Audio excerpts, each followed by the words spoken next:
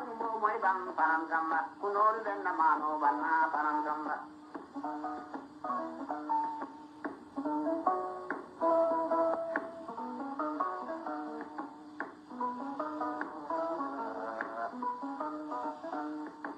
parangamba mayo parangamba kon me param subara banda kumbo moy bam parangamba kunor den mano banne way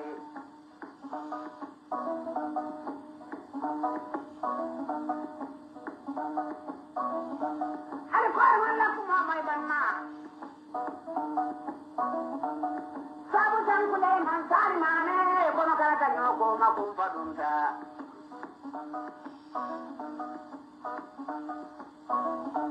wayo kum padunta kono kala tanyo ko makum padunta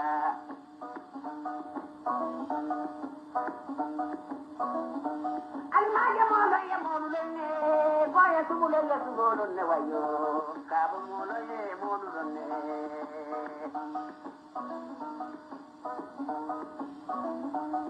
setuma fotuma mentuma dunia de modati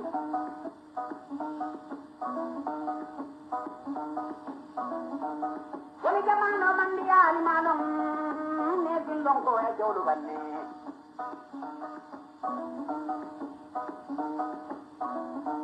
Helgamano mandi aswanya do sima kaburo sinna ko ma sima batare la baringa don de kele mandi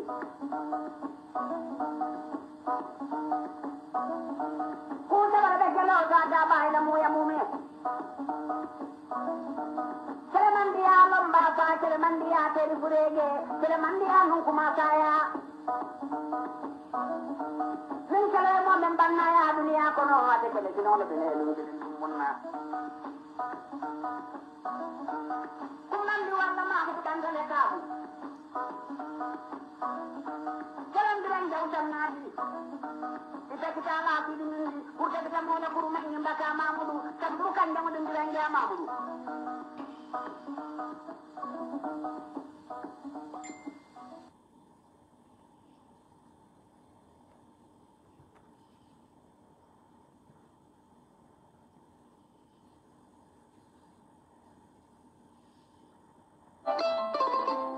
Assalamu alaikum badi mandi ko na kam moy lalu badi ma lo griyo mande jeli badi ko yade ko dana ta kanal ka chandi bi di masi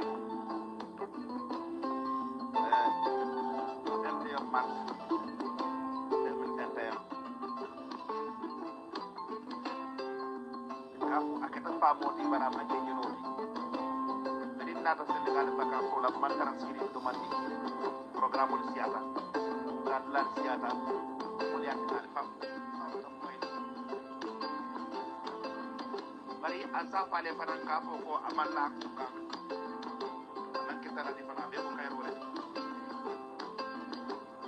rebi nyaka ka tala ko ta be no ko ke fara ko ko ke le fa du mati sankana ki di ke le fa bari amana ki di ke le fa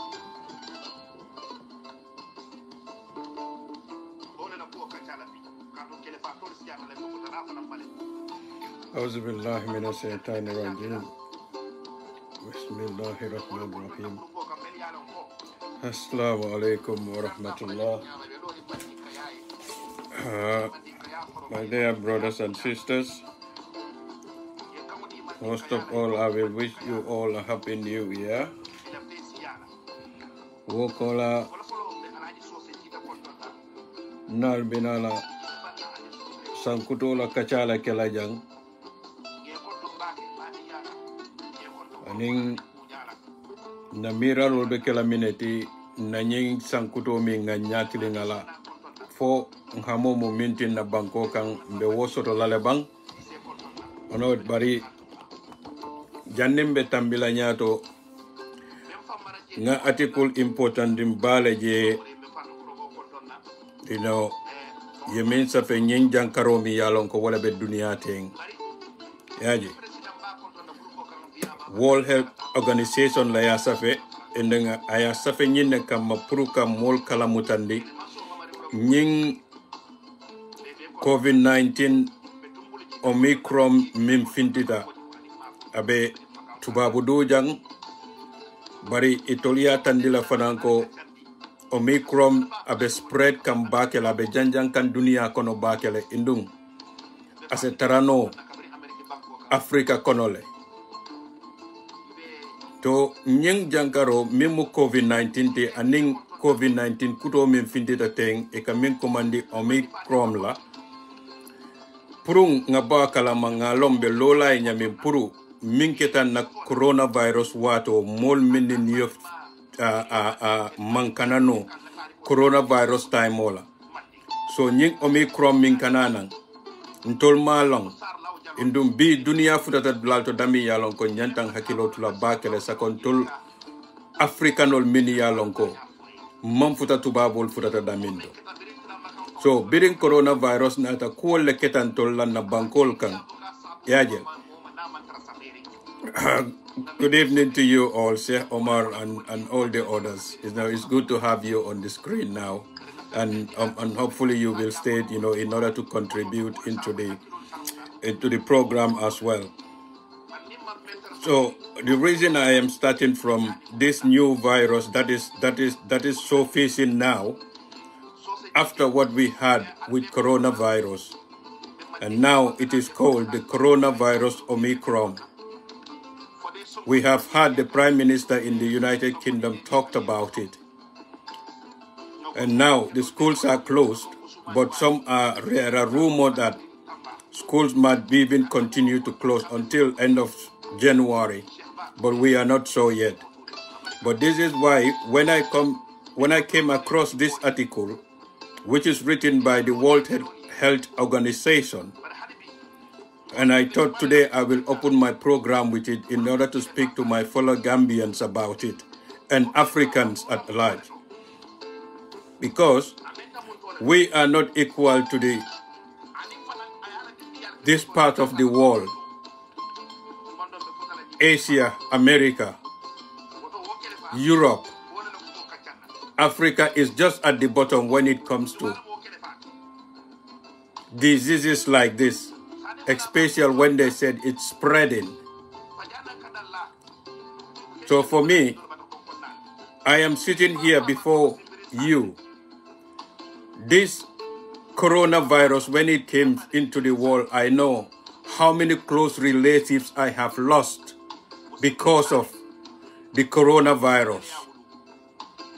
I lost my two in-laws in the United Kingdom here, and they followed each other, whom I knew with their underlying illnesses before the coronavirus came, and how they died. Then another close relative in the Gambia, who was my brother-in-law, my elder sister's husband, whom they said he went to the mosque and he got in the rain during the rainy season. So he came home and he was coughing. In the United Kingdom here, if you have a cough, the first thing the doctor will ask you is if anything is coming out. And if you say yes, they will say, what color is it? Then they will proceed to prescribe for you. But in his case in the Gambia, when his coughing continued, they called the hospital, and he ended up in the coronavirus place in Bakau, where he was straight away admitted. I have those evidence today. I have the recording with his elder son, how all unfold up to the death of his father. But before that, I have told the Gambian people to be careful, because what I saw was going in the Gambia about coronavirus, it wasn't the same as what I saw in this part of the world. And knowing that it is a third world country and a corrupt country as well, the money they will be expecting from the outside world, if they build up their corona cases and they are dead, that will give them more help from this part of the world. And I have seen this in the Gambia. And today, if the WHO is saying that Omicron is spreading fast in the countries around the world, then I should be here to warn my people. And this time I'm going to say something different from what I have been saying about coronavirus. Due to the close relatives I have lost through coronavirus, this time my advice is going to change for my fellow Gambians. Is that whoever get ill or sick, if it is anything related to coronavirus, stay home. Do your social distancing. Talk this among your family. If it is even getting severe, isolate the person in his or her own room. And when you go to give him water or whatever you're going to give him, protect yourself until you get to a stage where you know that for sure you need a hospital. Because I don't want you to fall in the same trap that my brother-in-law felt, that led to his dismay. He's gone today. But we should use that mistake or that opportunity, the circumstances that led him to lose his life. We should use that to educate our fellow people to be able to prevent themselves for unnecessary death in our country. So mbadingol gamin ni faliete walem nyintiko. WHO ya safele sain ko ikonyin coronavirus kuto mi ka fay Omicron abe janjang kan dunia kono bakele indungo la janjang on tol min be jannia fon tol be silala min tole la walem afrikati afrika le yalon ko borol tebulu feofeng e be tarda semberim bantala bankol le la puruka wo borol futandi tol woto nabe wonyama ni ko nying Omicron be silokan na kanana wala be na banko kan already indu katele jowyata katambi coronavirus ti woto alin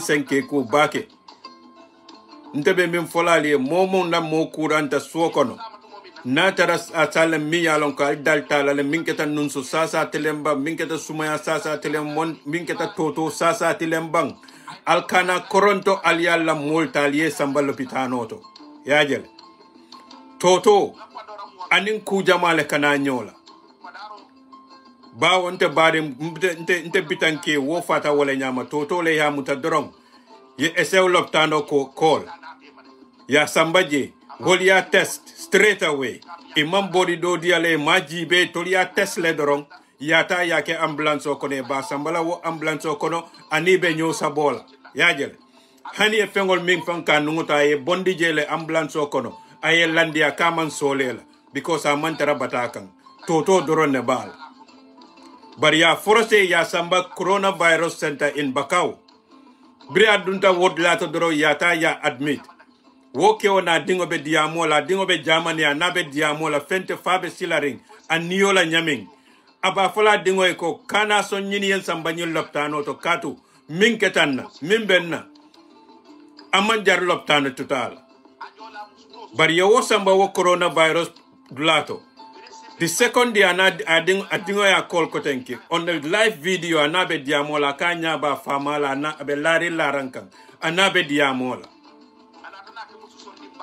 awularo anata call ko tenki atandala ko pengu jelle diala wo larango ka wod lato but at the end jande wularo be sila fama kay ko tebe fala janda kay ko katu biral bem iben sambala nanjang mbalo be nyamin anin saim briye nyim pengol dinna an ñu kana fo ñu wularo mbalo be nyamin sa inte ngalo ne ko sain nte sela suwokon adingola audiol fele mbulu jang biri woketa lungo mi nabe kumbola abe fele mbulu jang bari ya dundi wo lopitano kono woke on niyo botaje iko coronavirus biri ya test esew iko coronavirus le jabala ya sambanang to the coronavirus center in Bakau. Afata coronavirus la, but none of them wulita kata wola dimba yata botananda minto kataka wol test. Pare bira afata fana ya fure tale ya sendila. Ina muruta back to nyomi. Ya samba fangola suokono ala musol ya topoto moment taraje no health personnel was there to advise them. So we are tending to lalako if he really died of coronavirus, the medical personnel should be there to go and check if the rest of the family have been affected or not, have been infected or not. But they didn't do that. And after that burial until today, none of the family, including the wives who have been looking after their husband, has caught coronavirus. So this is why I am saying what I am saying here. That the World Health Organization said Omicron is coming. Let me try and read it to you here. This is from our newspaper, The Point in Banjul. It said the World Health Organization on Tuesday warned the new COVID-19 Omicron variant is spreading faster than the previous strain. It is probably present in most countries in the world today. Radio said the World Health Organization is worried that countries are dismissing Omicron as a mild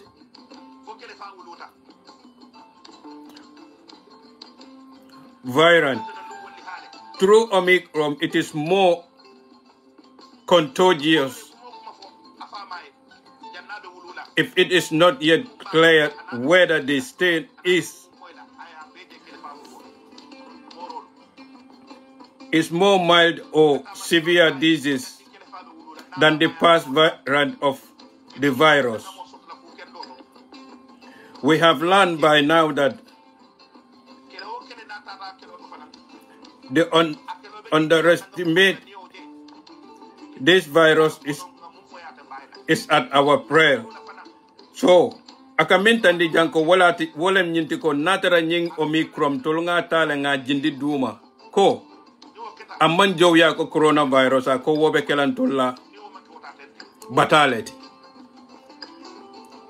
So wala fana yati nandebe diamo kanjam because nying Omicron ning WHO tolle yalo nying ka bonandaminto yajel ntol africanol ntol bi me balafa dale to katu fefen findita dunia ya fon tolien tolla mol man sembe soto je kotanke be tulolo la dunia e mimfo ibe bara la wolela bare ntol min fotan mbadingol la nying coronavirus to ntol le fana naddo ko mu puru kana law ngam badin dol fanan ya mare ko ni sita soma ya moy Gambia government ko Omicron be Gambia le woto seke ku ibe ke kula nyaadile iko min kanyin kura ngota ka janjandi abe saferine ye mol karanda lale nim momon kuranta la suokono asasata alkana tariala sambala lopitano to alata aliaka fansum bungo kono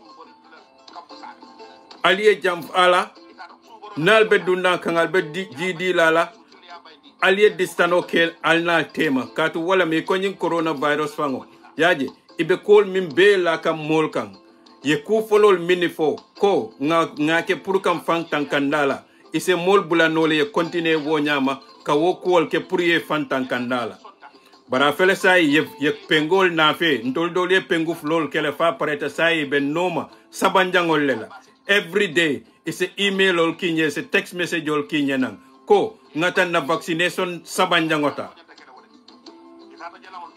indum wo vaccination o fango itol scientist ol mi ya fo e mafoko aka motan kandile 100% iko body vaccination o mu fenete mi yalan ko la natural new min be balokono aka waleta ya londi puru ninyin coronavirus nata sa attack no akana futela so tankarangolem bari nyin kurango anin ka wali jamale nata dunia kan kurangol min be kana dunia kan ikana lay boy hada madingol kan faye tora isaje wo toro kono scientist ol yet o koke ye vaccination o bonde bod wo vaccination ol ka watol minita pour scientist ol ya fintindino nyin coronavirus ta tariyata bakele yaji a tariyata fintila bakele so wala yatinna doctorol damal fango be nyo kango so sola hani nyin kurango fangola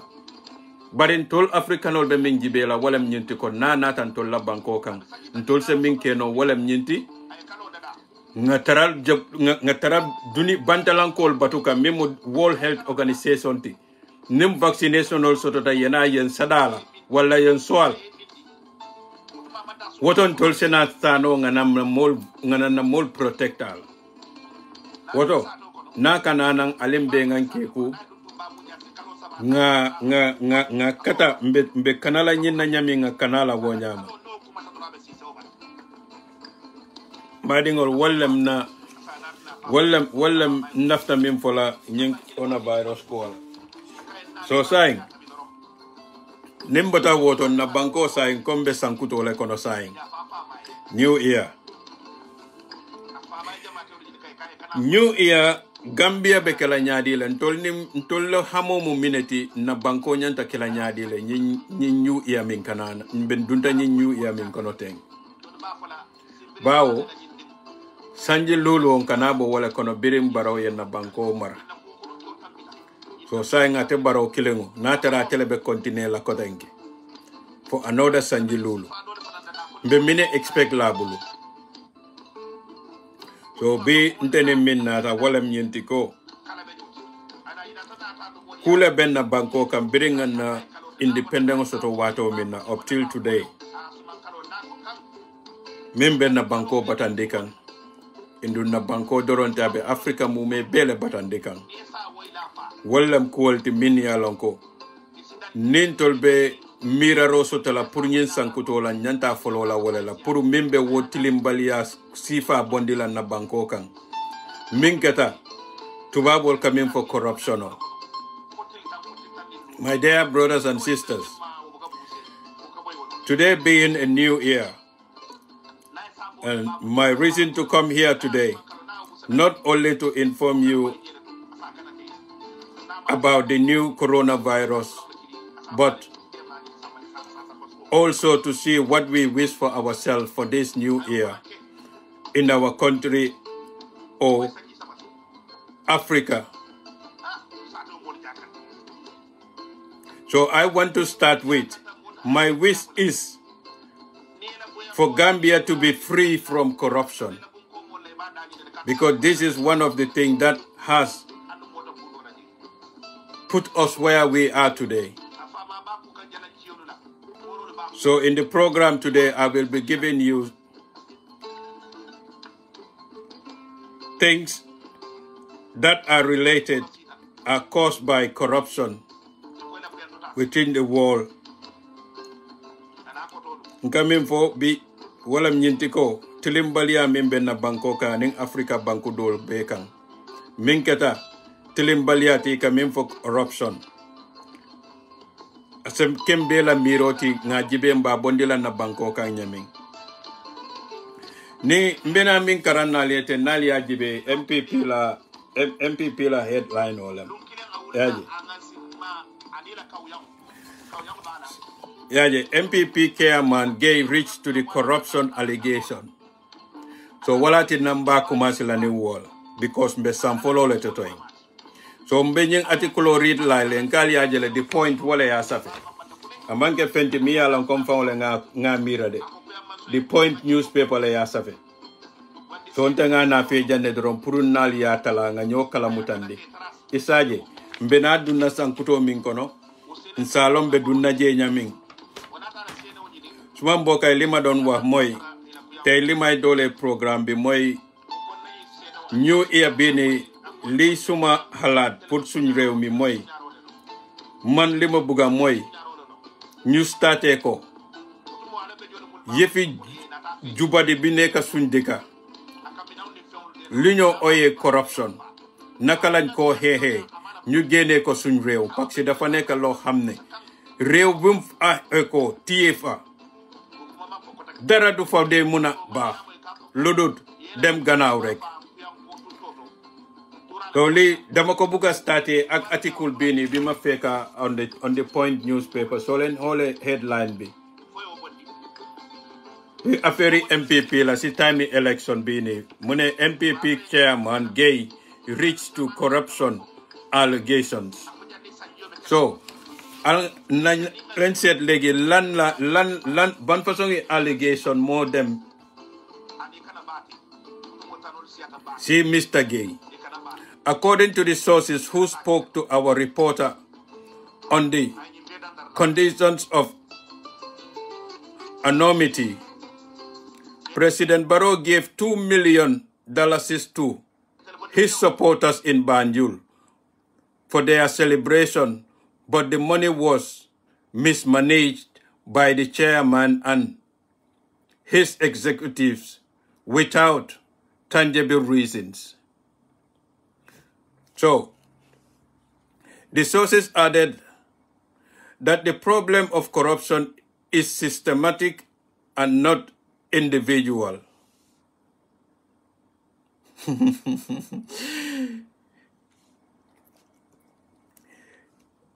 This asmeritices promote a corruption behavior like speed money.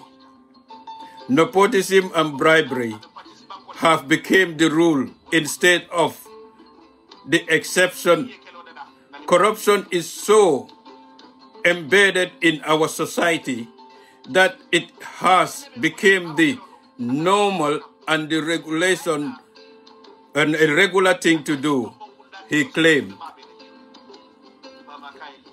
So, Demanguñ Fen, today is on the 4th of January.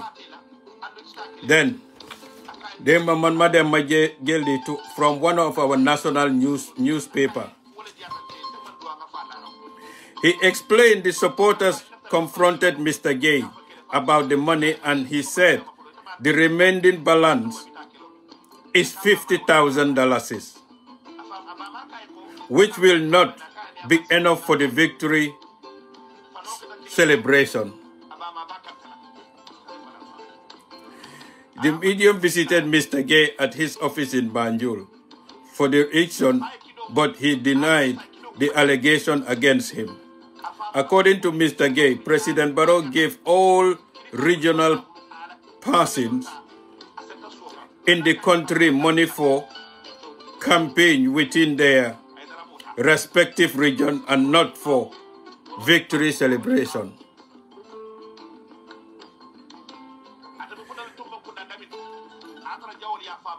So, my brothers and sisters, alal tulolo de nying artikulo nte masafe.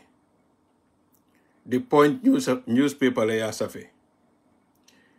Nyini yemine ke banjununkol yemine ke ila kia mano ikamim for Mr. Gay. Ye wale tumi ko President Barrow ye million flow mindila puri ye la celebration o ke ila victory celebration o. Wokodo woye woleta ayata ya labaj. So Point journalist ko biranga tata Mr. Gay la officer to pruka nyininka wokodo la anata tandala ko wokodo to wulita lulu dorone tutaji. Katu ako President Barrow ye kododi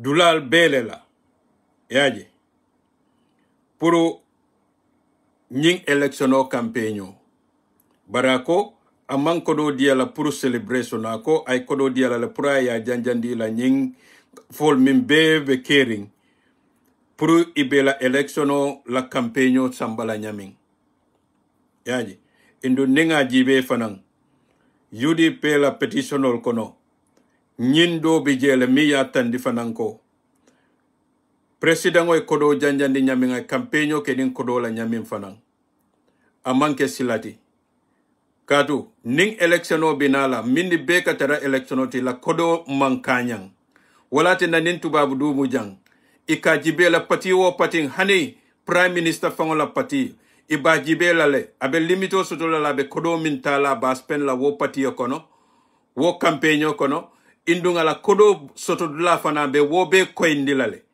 yaji barintolla Africa fele nyinti sakonna Gambia a fele nyinti patio damma MPP dammal fango be nyo tumi kan sign corruption o allegation o le be nyo tumi la corruption o la yajel bar wo president wala be sirin sign mbina min kalindila nga foko atelem president te min ganyeta you know ndeka nyenne faliye ko nimbe tuba bolla kuotala alnga ta 100% bari alin kana ta taro mi yalon ka be batandila la be confusion ole na filantema yaji nka min faliyete jang ntebe an UK min to janting pati wo pati mbe dunna politiko kono jang ila kodo mi ba dundila campaign kono iba dundila wo politiko kono iba ko indila banko lale yewo kodo soto nyamin yaji because minem ika balankulela mi yatina tubabudu abuka keno jang because tubabudu jang lua mimbe safering mobile ibe prime minister yato ani mimbe liberesiala ibe kanyanta lua tole nim momo ye lua tinye tol kono lua millandi be wala kela tubabudu jang Angleterre be wala nyama so walati na nibe campagnola sangol minta ngake janga bejele yajele barafela African jang sign ntolanye electiono minta mbita kodo min be tata adunta wo campagno kona ani ibe nyo sabaka nyin kodo min nateng ko president Barrow 2 million le dila puru tol supporter sol banjo nun kol koy adi tolale puru ye celebration okay bari fangola kia mano mimu Mr. Gate biring journalisto tata wonyi ninka ko kodo manke pour celebrate rangoti ko campaign kono president Barrow e kodo di ito yele pour ya janjandi banko kan yajel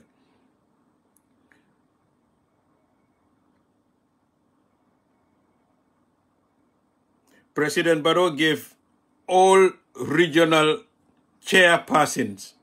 So ako bankola mafawo mafun chairperson ol mini biji. President Barrow ye kododi wala le puru ibe la campaigno kila nyadi le puru kam mol samba nam patiyo nyinkang. Yaji ye wo kododi la wala kamba. So mbota wala fola teng. Sign banko to president o membe mararim bankola ni woy nying campaign sifa ke ka kodol ta ka janjandi regional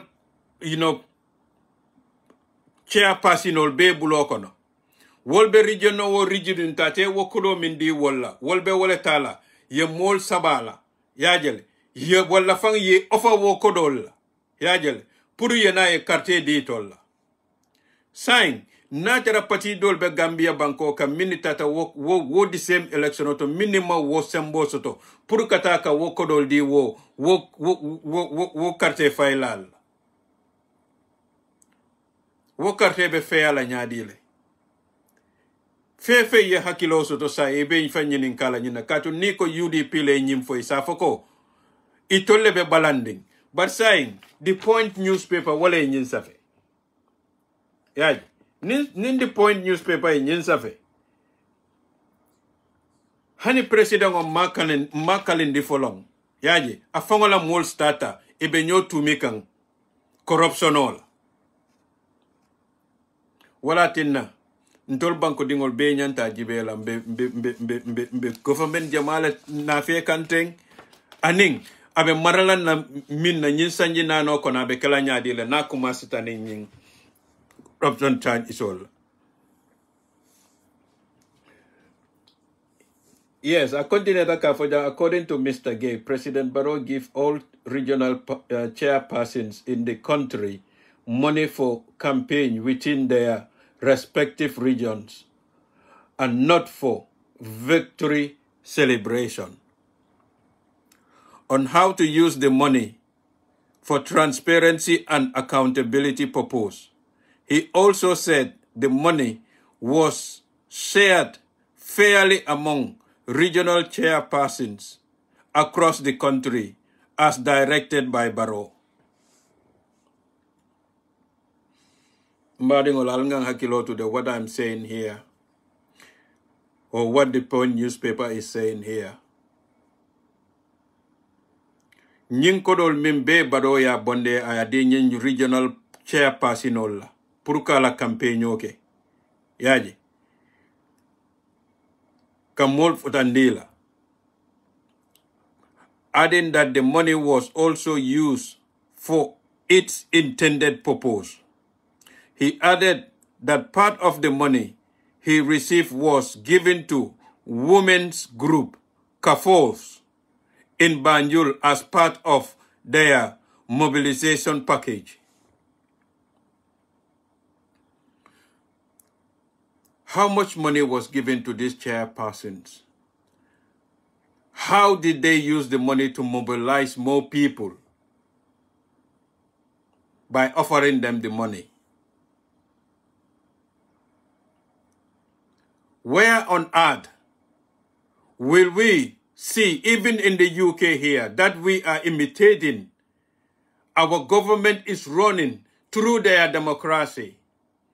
Ask anybody in the UK if they ever had a political party spreading money to their chairpersons to mobilize people for them. And they will tell you why it will not happen in the UK. So why is this happening in the Gambia with all the referees? And our newspaper has written something like this to us, which I am reading to you.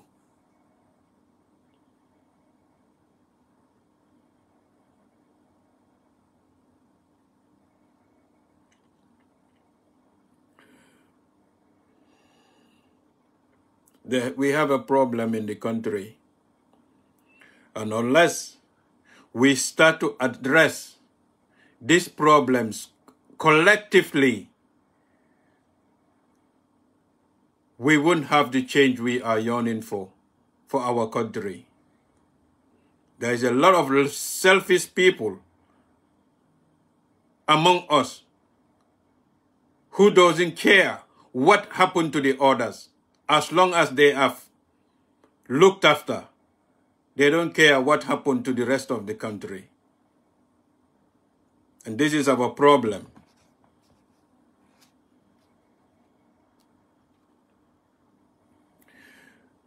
We organized hunting, carnivals, while campaigning for President Barrow, and also organized political rallies in order to sell Barrow's agenda, he said furthermore.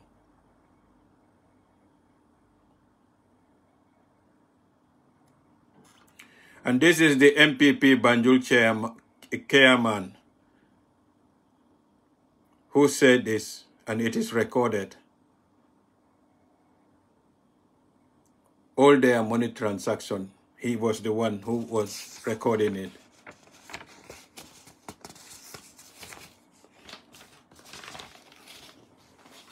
Now that I have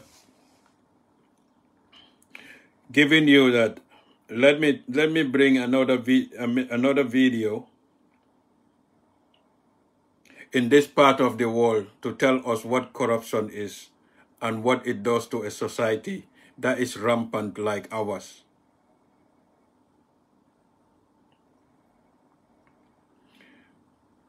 It is very sad.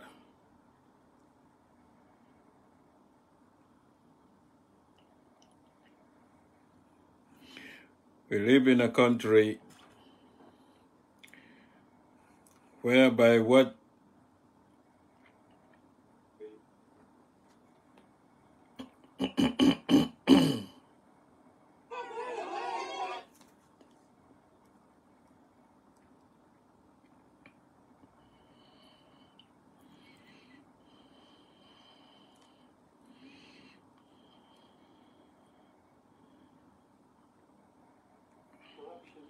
vile disease that sucks and drains the health out of something good.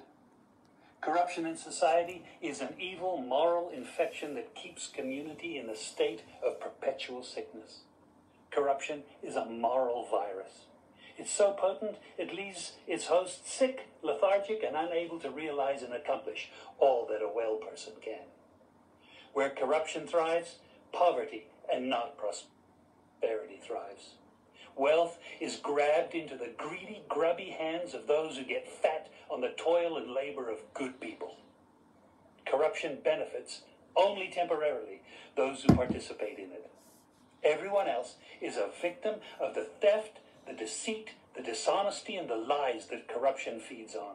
You need to know that a corrupt person is stealing from you. Corruption is filthy work and despicable acts of treachery done under the table and behind closed doors. Corruption is a disgusting shame. Corruption keeps a nation back from true development and from progress. Wise investors steer clear of a corrupt environment. They would rather put their resources into a place where the playing field of opportunity is equal for all and not bent towards feeding the financial lust of corrupt, lying, cheating, thieving politicians and government officials. How many wonderful development projects have been lost because the investors didn't want to do business in a swamp of evil?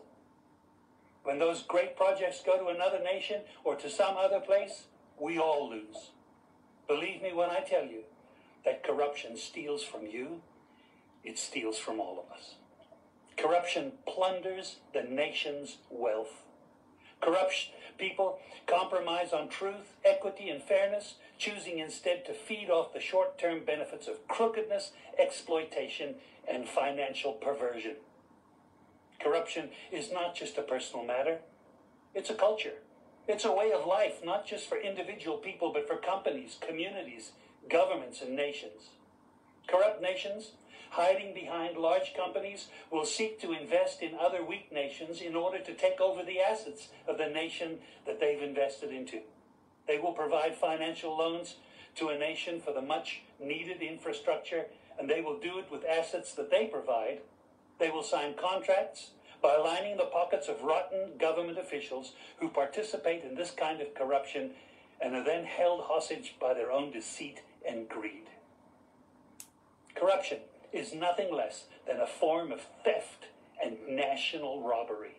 A corrupt person steals from everyone in society.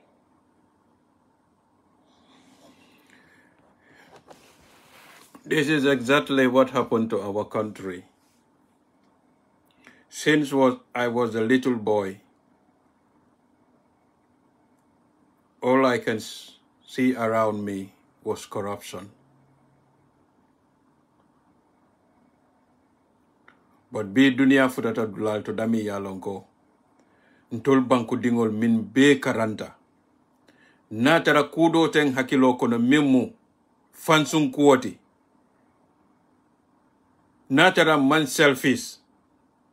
Mbalon naleko ninka futa nyola nga nyin corruption o kele mi yalonko jankoro le ma ben na banko kan. Femman fuare ya lantol kan na banko kan. Na manke nyin corruption o min nkala foteng.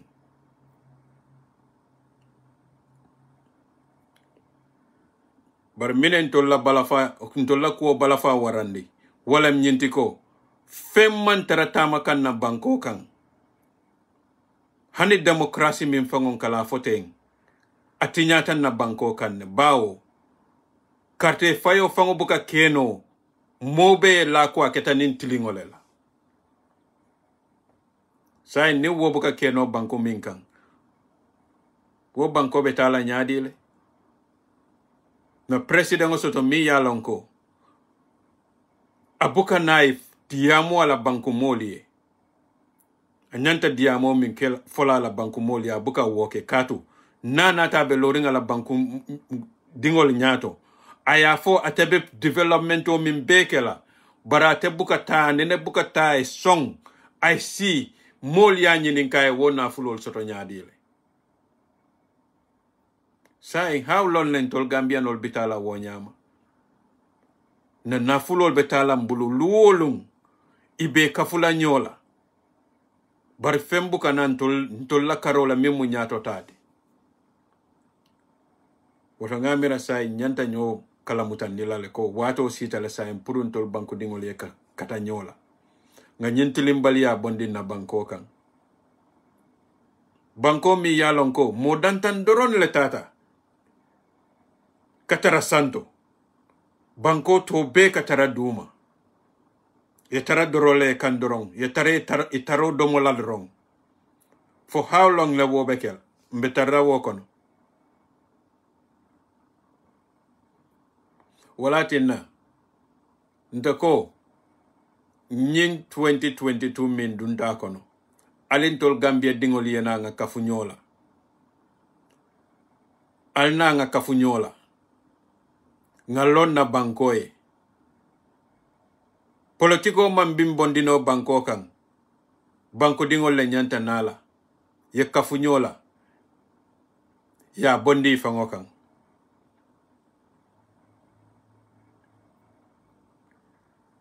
nka military cool Minnesota na banko kan nung ya jamenyol time o sai water sirola no kato minem foreign troop ya wale na fe ECOWAS corruption o mimbe na Africa mume beto itol president damal le site ya kacha kosain banko fonse nyoma ko itol president ol fonga nyoma ko nyentilim balia la continue kato minem na dunia ni na dimba ya la baluo anin na dokulal bela baluo be sujuri nyinela so alinga kafunyola African leaders all ye nyineke wala tinna foreign trips all bento la banko kan bring yaya jamila bo wato na banko kan anin sign tema foreign troop all ben na banko kan minem isilata wo kude talela ko ntol kanyim banko samba nyamin akoyta ntol fangola la ka manke siloti bar hada madingol me marali tollela indu ba sute lale ni ya sute inyanta falindiro kela silol minna ninga wo bundal tanke soronga e beta bunda dole yelela indu nem militaire be free rem banko kan ibe jikila wolle la puriyeta ye wo falindiro ke banko kan bar bering adama binala dorong anim makisal sitay kachata dorong yalo mimbe kapunla so iko saying alnga ECOWAS use bering ECOWAS nata ifutatan tolla banko ke mankele taraji wo watole nyanta pakla seyi bota dament bari hani wotole istamal sita ya kacha lafta sambaro min kala nyim banko la ninko ngakala alnga foreign troops all to banko kan isaje military site on be wo close la wolte coup d'etat ke no la kotenke but saying kukele na tuta nyeje biri wo foreign troops all na fe wala na election oti wo election of fanam felem bota wala konoteng wo fanam manta nyato fente fotilim balia min tronketa ji puru nga futano bim futata damento wo ya tandinte lala ko wo election of fana tinyata la sain tol gambiano te jikino la wala kotenke puru ka farindiro ken na banko kan katu menem mbete sila lunkilim fombe nga sonko tilingo la keta nyim banko kan katu mbata nyin kaytol mi read la leten sain opposition man yin safi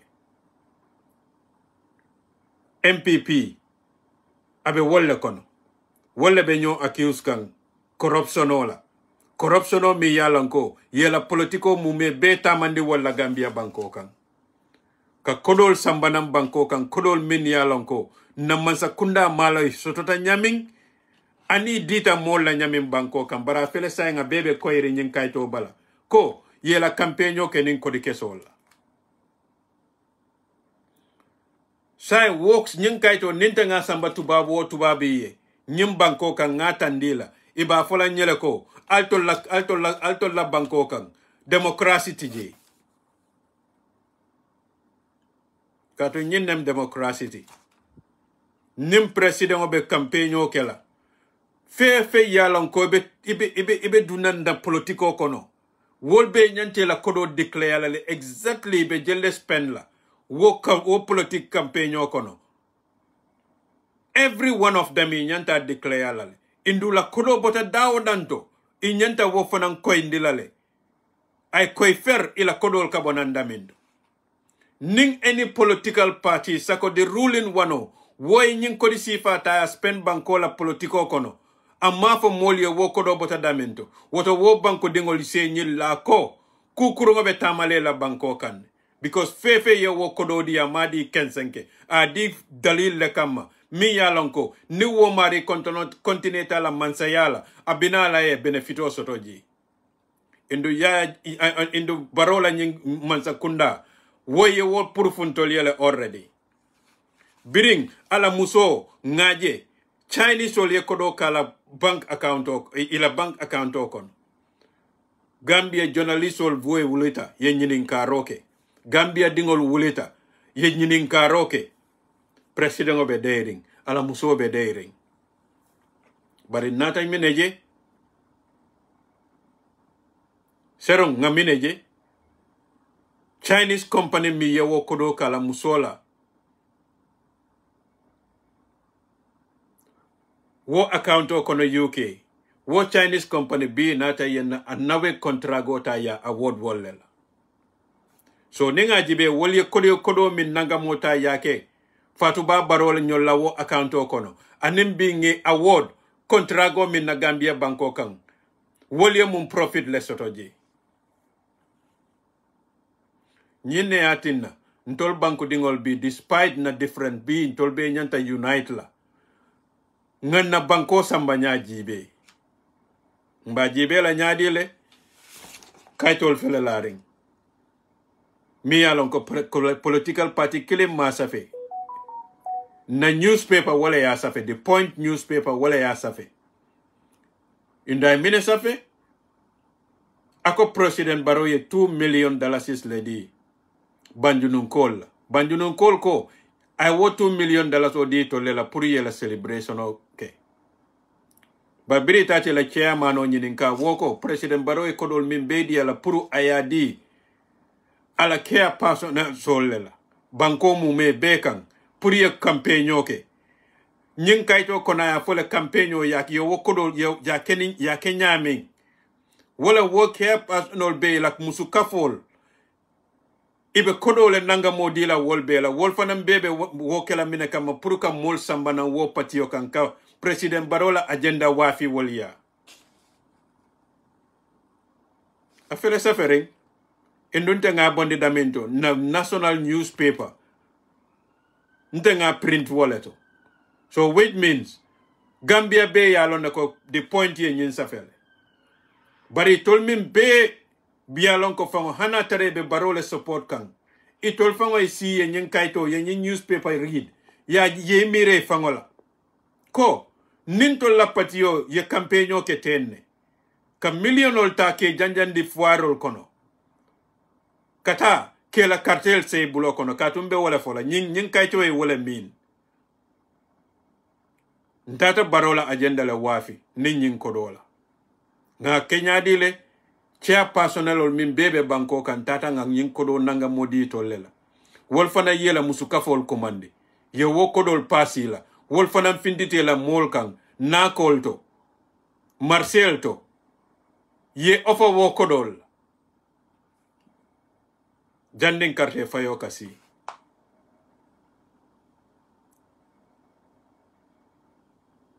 nyen nati nante ka falien na platform auto control Gambia dingoli nyanta nala le nga unite tilimbalia le min ben na banko kan nye kele indum be kele la nyamin nde malik mane ya lonne nal nata arrali tankoma mbatandila lale kairo kono mbe nying falindirol kela nyaadile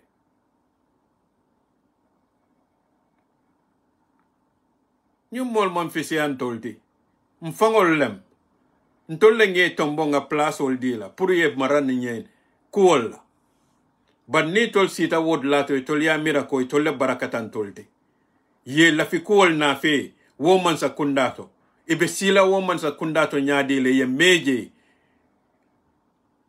ye kalabante yal na fe so walati nante ko falindiro fango bete manta keno la kotenke through the ballot box la hani en wo meta Gambia le Niya the president or ka sanji tansaba sotono, sanji mwanin fen sotono in our government is because they have a method. They have a way to do it.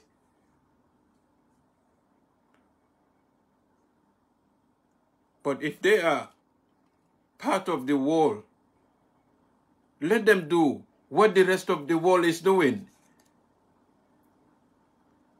If they are talking about democracy, let us look at what sort of democracy we have in the Gambia.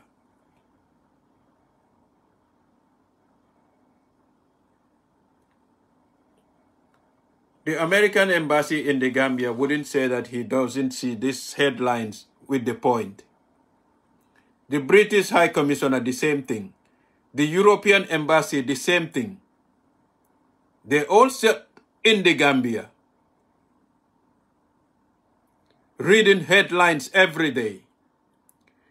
They saw what inspired within this election.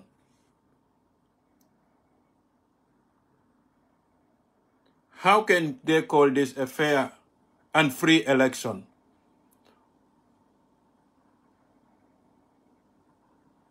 When it is the MPP that are talking like this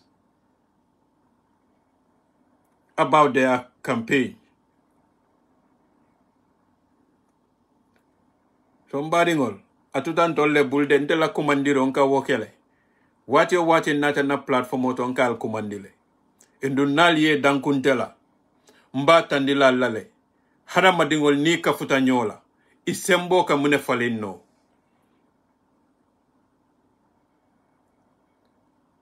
Ntol hada madingol, ntol le nyanta ka deng wati o wati na puru nga balu beto londinon kono na society il kono wole nyim presidency kuol be na fe yaji marari beto nsolata wala la walatin na nsonda fanang ikan na kodol kuntum bulol kono ka taxol jo puru woso no ya yenankang bar sign ninga baturo ke biringa independence to bato mina ni sign tema mole kanana wati nanga mol tombonge futandije ni futata doro toli amire tolle barakatan tolti is advantage bata ya lankang ntolnga tarasiring ngake suntu kungoti fefen diate ye ba failan tolkang so mini beka foko President Barola betiatan tolto. Nta me so de. But nga mim foy doronko. Nka mim fon na platform oto. Natara tonyante. Itoliana yen challenge. Indo nitol fanan son tante nitol sita dawadanto. Mini beke dayele. Ila platform olto. Ebe everything folantol Gambia nolie. Ninte nitol sita tabul killing. Mbaji belale. Tonya be min blokon. Bante de murla koma muk ka foko itol be mu moleti min yalon koy fansin kuole be wala noma. Gambia banko kan.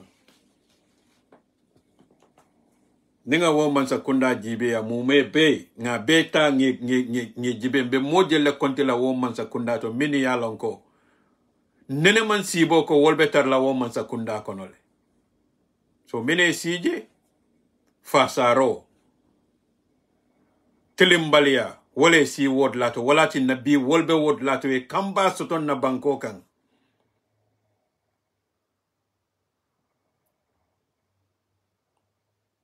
Niewo Gomez gibe mi yalon ka tele mun na fisheries minister ni watol be kono akamine tandin na la office kono moro la natalo serigne bla bla kisuma serigne la amma be nye fenna wo banko kan da wara kumo doron abe wo doronela barala doko mu minti wolem na ba bar wo minister nenete sila nyin campaigno mu me na tala fatam bital almaja ay na ba kuma sobe faltolie ntol sem fan muna fan na bala nyaadile wala mbe na babe tama kan nyaadile mbe mine soto kanje animbe lus kam mine laji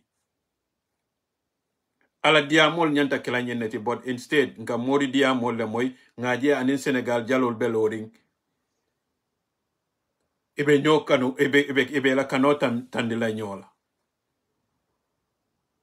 barintol Gambia dingol be fele sire mbaji be la television mbaji be la na smartphone ol kono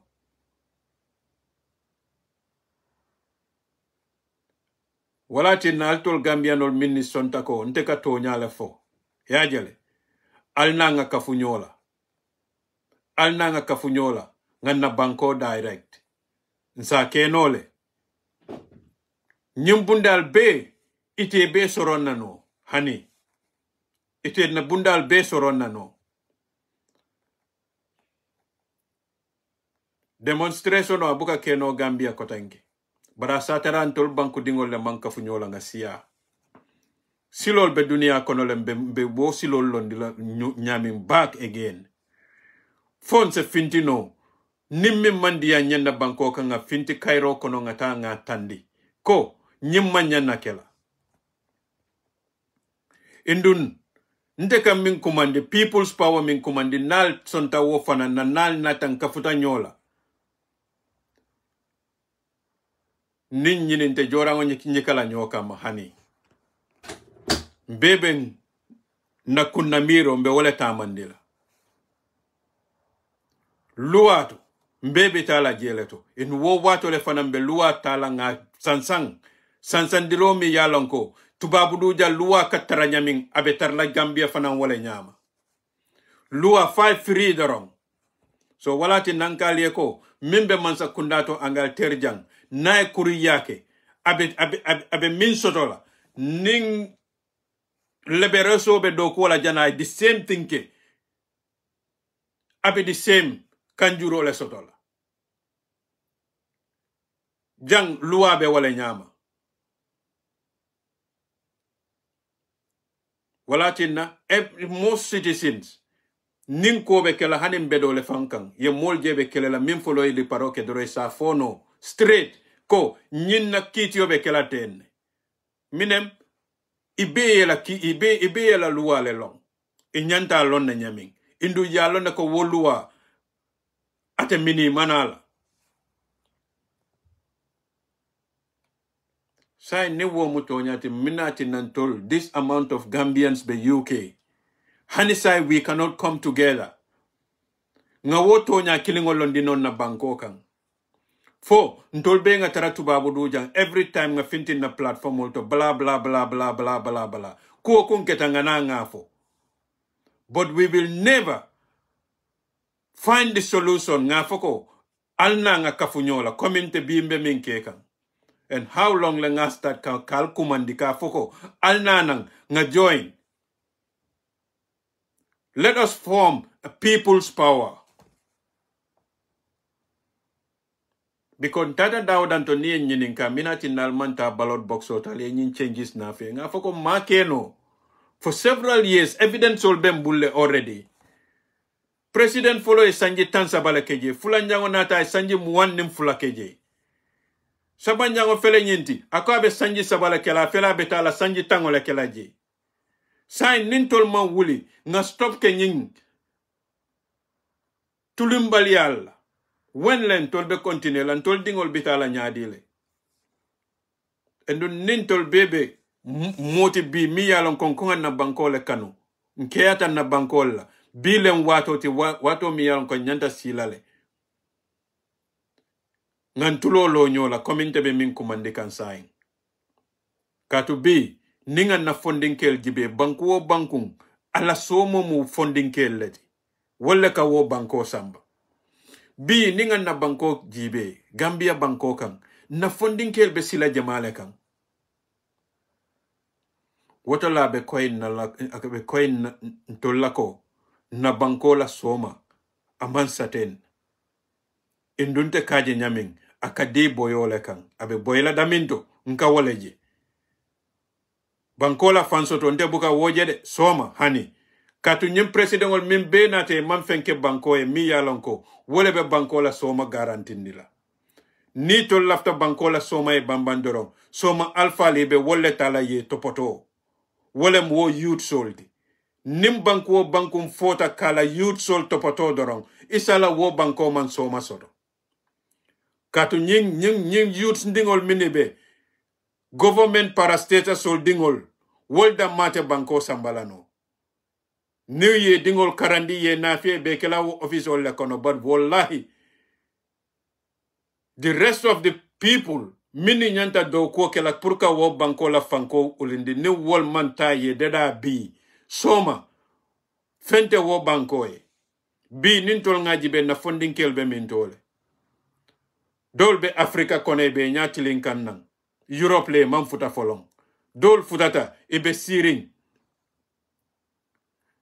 Libya no la asylum campol kono dol hayna Italia no la asylum campol kono dol fele jama no la asylum campol kono but sign minni mantara wolto wolbe suwo kono nintata nga wolfanan jibe yeta yenna dindingol jibe ibe rap groupol kono nyaming anin sunkutundingol nin kambandingol minni ka tare bala puruke la wo rap groupol promote yewo dindingol fanan jibe ye dress sifal minni dung ila lifestyle obe nyadile ye fanyinin ka foni wo dindingol be wo kusi fato wolbe time sotola le purukata ka karang purukatar ike famparendino pur soma nyinnem bala fatin nan na banko kan indung hani politician ol fango baro yala nyin campaigno beke le fa pareta moma ja insi ay nyin kuma sifafo endo na yafo ntol dol bajala ko santa ko molem ntol lafta minjela walam ay do ko ke nyaayaje para ay do ko min beke ntem manta jayila wola katu munem hani min mankateti natara malata na banko la nyanta wolle kela banko ka kododi itolla wala kama nkan na lempol jo wala kama puru ye development kenyen na banko kan anybody be wulila ibita do ko la Gambia banko kan ika fenne jo ikadi mansala ika waleta ya kafunyola ya fonye ko abe kanyan na billion kemefula anim fenne fe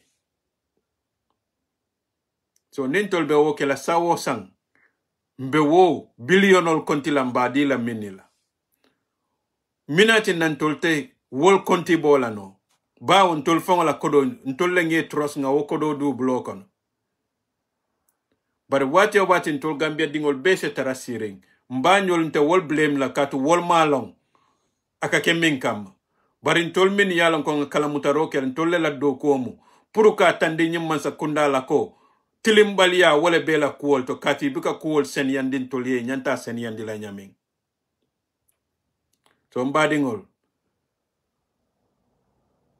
ntabi janne people's power mbe wala kum create kan alna nga kafunyola nganna banko nga kango soton na banko kan abetama la nyaming because minkata nyonene le biji nyonene bale benna banko kan pa nimman kafunyola fenne be jelela na mimman jingo soto katu bin na banko kan ntol banko dingol man sembo soto baken na banko kan man sembo soto na balu nyato na jararo man fen soto je katu majority of our cases akata Senegal minni bukata no tubabu du wol kata Senegal yeta jararo la je sain tolla banko la soma be min dole alnanga unite ni unite abe beti alale kam fulay soto banko kan ay balance but nimbe data dorong nyini be continue la lebe be minke ke be continue la lale so sain nim politiko nteka min fale nim politiko nata ma bondino nim politiko la woto alna banko dingol mi ye sontako people's power so total alna nga kafunyola nga kangolondi na banko be tamala nyaming isaje nsetan kanyim mol challenge ye momon ke nama nyabo mbitala nye challenge endo wotole nyin tilimbalia mim folota folate nyin corruption of anamba kelelano nintol unita ngam fang organize nga fefenje na mansa kundato abe kuke la mi yalon ko ntol nga jibe a koitan nako asembo te nyindi nola wotolem benna police ol use la benna loi bundal use la pour ka wo sambana wo loi bundal to ye kiskis ni aje koy tilimbal yala ke ye samba wo loi to ye sorong. But unless ntolunga unite with people's power, nte wo sifa ke no la nyen na Bangkokan. Mo kilinta kelano, bari ning kafuta nyola, walem organization oti. Then nga try ning kaira silola, which is ning kafuta nyola nga own lawyers also te kan advise. Ko, ntolunga fo compareta la ka corruption otala na Bangkokan. Endun ninte mala leader timbe wala kela. Nal ralitan koma. This is what I'm going to do. Anybody na newspaper ya safe natara abenna mansa kundal to do kola. Ni newspaper sol ya bondi. Ntolba no malale. Endo na officio wole be wo safe rokela. Kasamba police or division of minka investigation ke nga ko alnyin mo kari ala investigate. Nim mam fenja la karola nga bulai continue la do ko la but natara nga eni tapale koje je mbasa mbala kiti yotole na constitution no mim foko nim mobe officer kono do ku karila ay ku karita maka nyama na constitution no melande hani minister mu wobe jarla woleto ning loi ko anyanta soronnale ay sorom modo ya la place ota Presidente, anyanta fintile la ka diamo banko dingoli. Nim mim be findin tolla. Nga futandin na journalist olla. Nga make sure na journalist olla freedom sotole puru yeta ye any civil servant interview. Because ye tolle be kelan tol nyati. E tolle be kelan tol singoti, tolle be kelan tol dalti. But say nimbe society economy yalon ko journalist ol manfiri hani lafta do interview la. Ase kalang kumol befo puru ay kana wo interview la. Sako natara yalon ko nying journalist karibe tenna benam abenyi ninkala nying ku karila.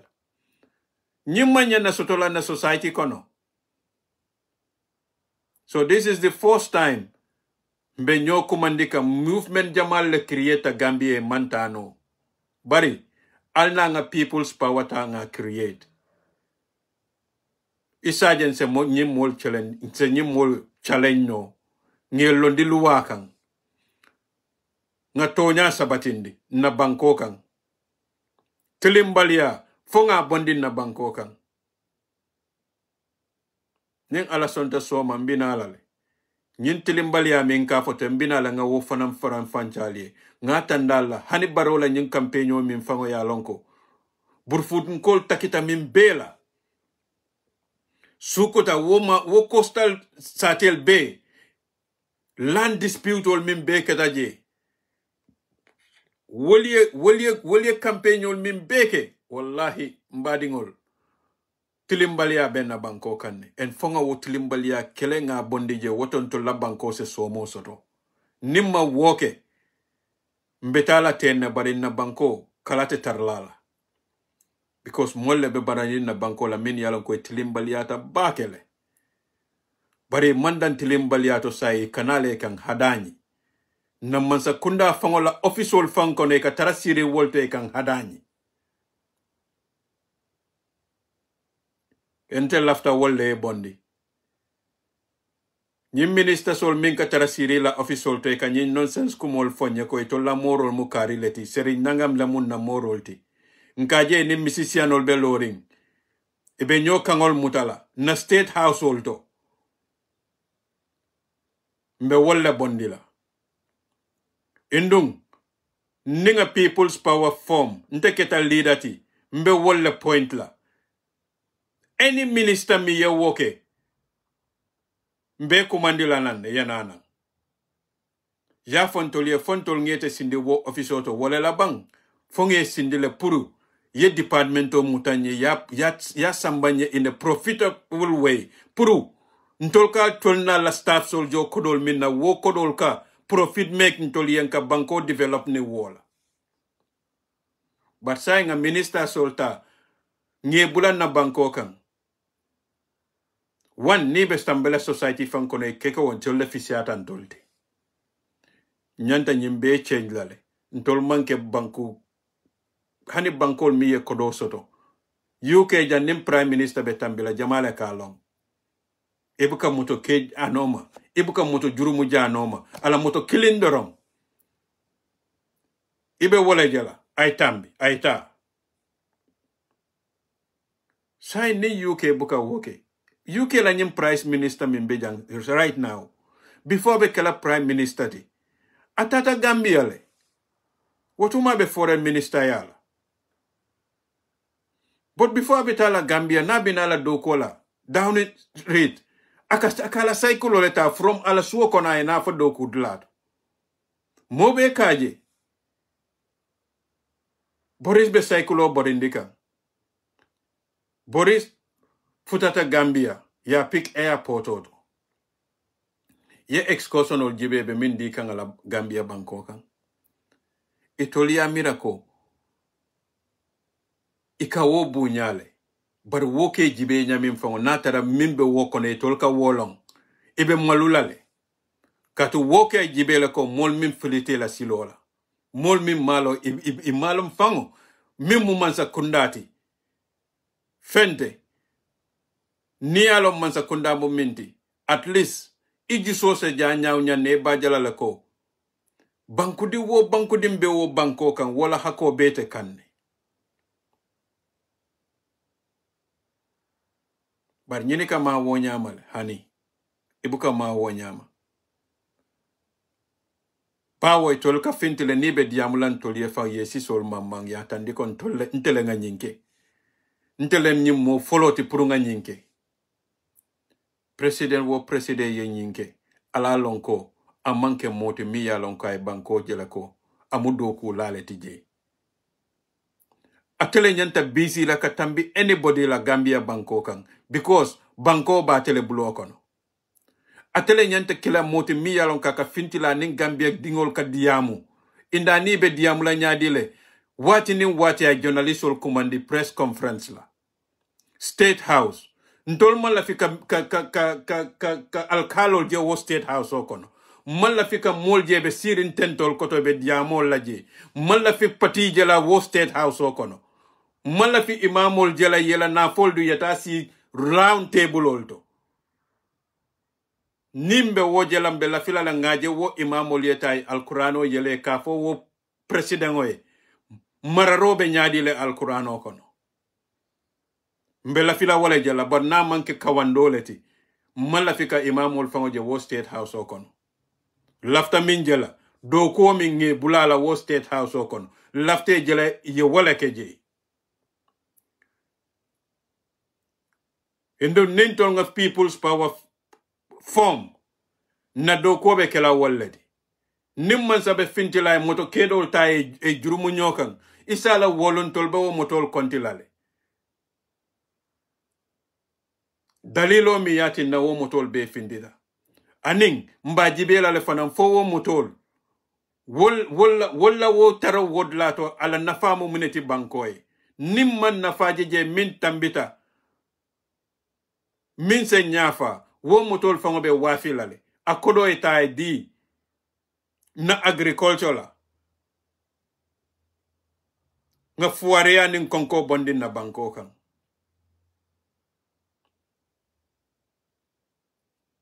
nyina muntela mira roti indu ninga soto tol banku dingola. This is what we are going to do. We will form People's Power, then banko sambanya e balance banku dingol anila maral nya lal walam government